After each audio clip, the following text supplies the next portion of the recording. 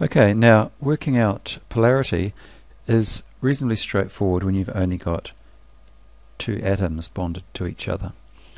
The only significant factor is there a difference in electronegativity? And if the atoms are the same, then obviously the electronegativity will be the same and it will be a non-polar molecule. If it's carbon bonded to hydrogen, we consider it to have no significant difference in electronegativity. HCl, though, in this case, we'd expect it to be polar because the electron density will be pulled more to one side, and we write that partial charge as a delta negative because chlorine is more electronegative.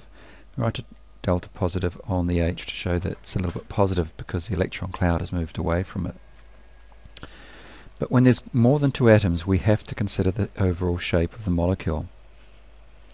Now, for instance, if we were to look at BF3, which is, remember boron being the exception, has the fluorine atoms spread around it, and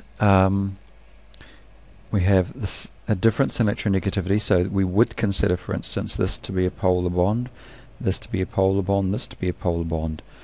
But another way of also picturing this is imagining there's an electron cloud around the boron. And you've got to kind of think in terms of, does it get pulled to either this fluorine, or this fluorine more? And because the fluorines are all the same, it doesn't really get pulled to either of them. So even though these are polar bonds, we consider the molecule overall to be non-polar. This is to do with the symmetry of the molecule. Now, if we were to replace one of those atoms with a chlorine atom, chlorine isn't quite as electronegative as fluorine. So that means this electron cloud that's around boron will actually get pulled more towards this fluorine and more towards that fluorine because the chlorine atom is unable to pull it towards it to the same degree as if it was fluorine. Now, that causes a slight negative charge and a slight negative charge to appear in the fluorines because it's been pulled towards that. So it may look symmetrical, but when we talk about symmetry, we're not talking about symmetry of shape. We're talking more about the symmetry of the electron density around the central atom. And when it gets pulled towards the fluorine atoms, as it would, because a chlorine isn't as strong, that makes this a polar molecule. What happens in this carbon dioxide, which is linear? Well, the oxygens are on either side, they're the same. So even though this carbon to oxygen would create a polar bond, it would create a dipole, because it's got the same electronegativity on either side and they're symmetrical on opposite sides, this electron density won't get pulled more to one or the other, so we would consider this to be non-polar.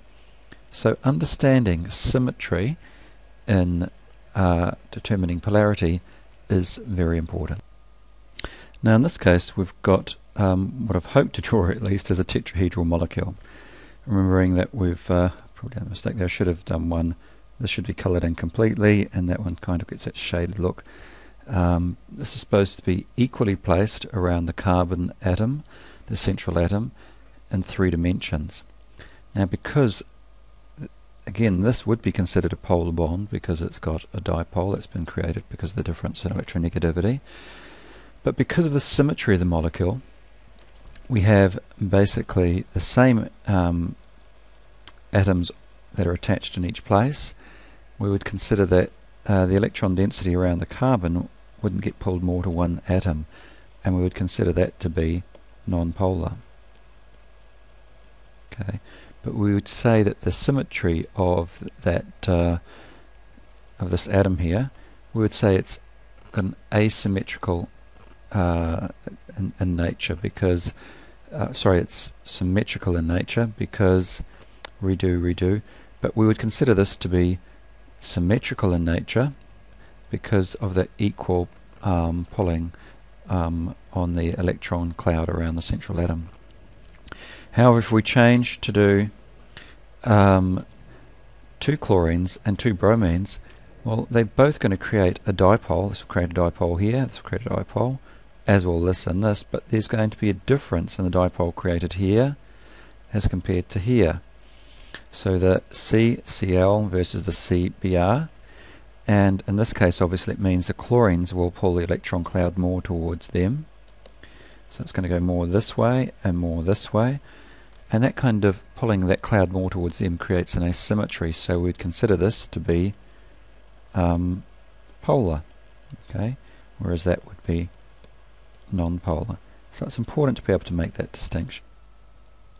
Okay, now this hasn't been wonderfully drawn, but this is supposed to have a trigonal planar shape, three different atoms around, and obviously just the fact that their atoms are different means we're going to get a significant dipole here and here. They're going to be quite polar, and the electron cloud is going to be pulled more towards the oxygen and the chlorine, not so much towards the hydrogen, because there's not much difference in electronegativity between the carbon and the hydrogen, and that would make this atom to be polar. Okay, ammonia. Now this is based on a tetrahedral shape. We have three H's here. There is a difference in electronegativity between these two atoms, so that would create a polar bond.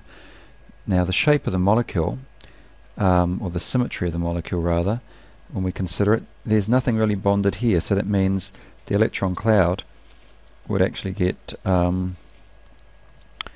pulled more towards the nitrogen, and that would make it polar. Okay.